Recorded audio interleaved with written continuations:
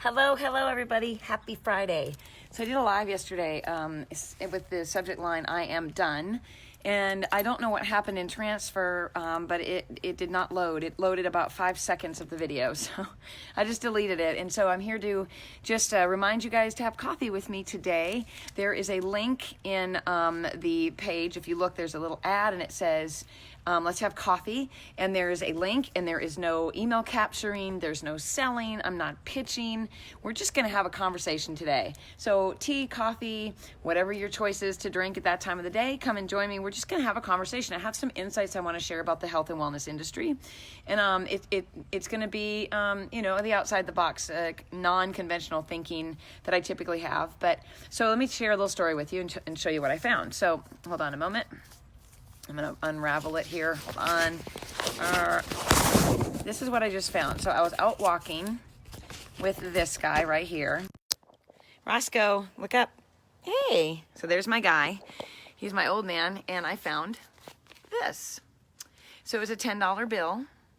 And it was laying on the ground on the sidewalk. And I was like, there was nobody around. It wasn't like, it was next to somebody's door or anybody's car or anything. It was just a $10 bill.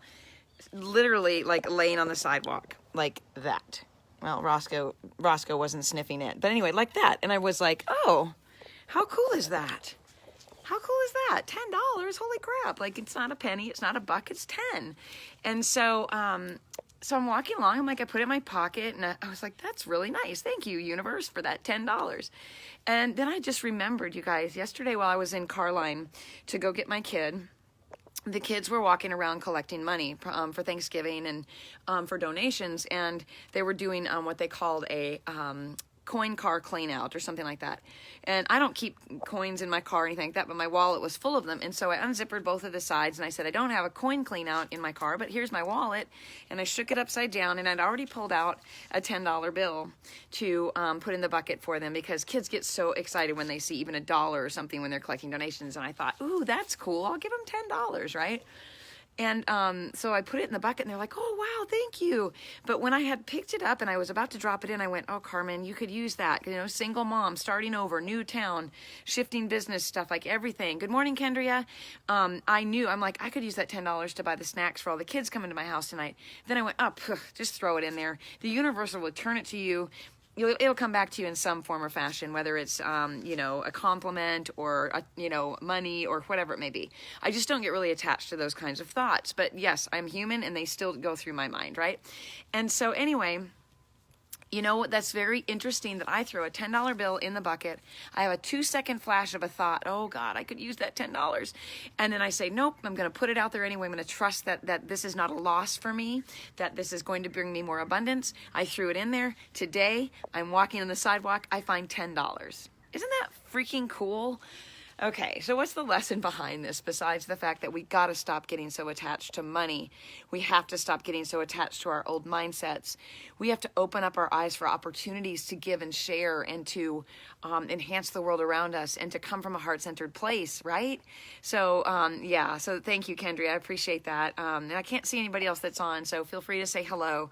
But I just think it's really important as I move into this new heart-centered space that I'm coming from for everything in my life. And it's a constant reminder every single day. Come from a place of awareness. Come from a place of heart-centeredness. And I've only really been practicing this super awareness for a couple of months, really, like where I stop myself no matter where I'm at and I get present and I pay attention and I get aware, right? So this is a new practice to be really present. And I thought, and I just want to share something to encourage you guys. When we start down the path of awakening or awareness or whatever you want to call whatever's happening in your life, it's almost like you can't go back. You can't go the other direction. And I've been fighting this for so many years. Knowing that when things come in, I've pushed them out or I've numbed them away or I've said, oh, I don't know where that's coming from. I don't have time for that, or that's not my reality, or that doesn't fit into my thought process. And only when I got rid of so many, somebody's nudging me, toxic things in my life, toxic thoughts, toxic patterns and behaviors, toxic people, oh my God, the clean out, was I really able to become even more present and aware to the thoughts and the things that are happening in my life, which led me to this heart-centered space that I'm now coming from. And I'm not perfect, and I will never be till the day I am put in the ground. Well, I'm not going to be put in the ground. Well, I would like to be put in a green box and then just disintegrating on one of those farms, But till the day I leave this world that we know, I am going to do my best to always come from a heart-centered space, to pay attention to the things that come my way, to be less judgmental of myself and others, to be heart-centered is the only thing I can think to say.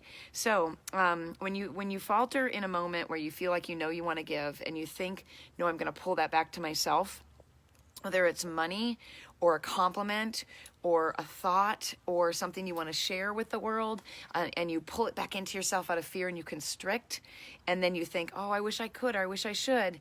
Try again. Try again to give and donate. Try again to go live and share. Try again to give that compliment to anyone that's just walking by that you feel that needs a lift in life. Try again to hug people in a closer way, not just that pat-packing way.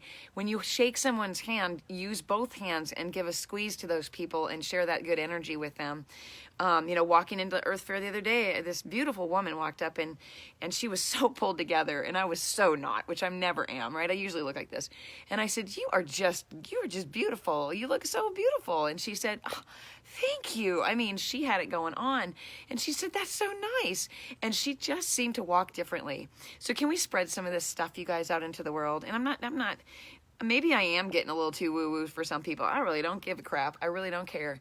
But you know what? If woo-woo means tapping into that inner guidance and intuition and that love that we all have inside of us, which I call my God space or my internal spirit, then so be it. So be it. So y'all go out, have a happy Friday. Please join me today. I'm going to put it in the comments below this video as well, to come and have coffee and spend some time together. And let's talk about some things going on in the health and wellness industry that I think, what I have to share might help you guys to shift your mind a little bit about where you are in your space, give you some more confidence, lift you up a little, maybe stop some of the disappointment you might feel and the hopelessness about what's going on in your business and maybe your life too.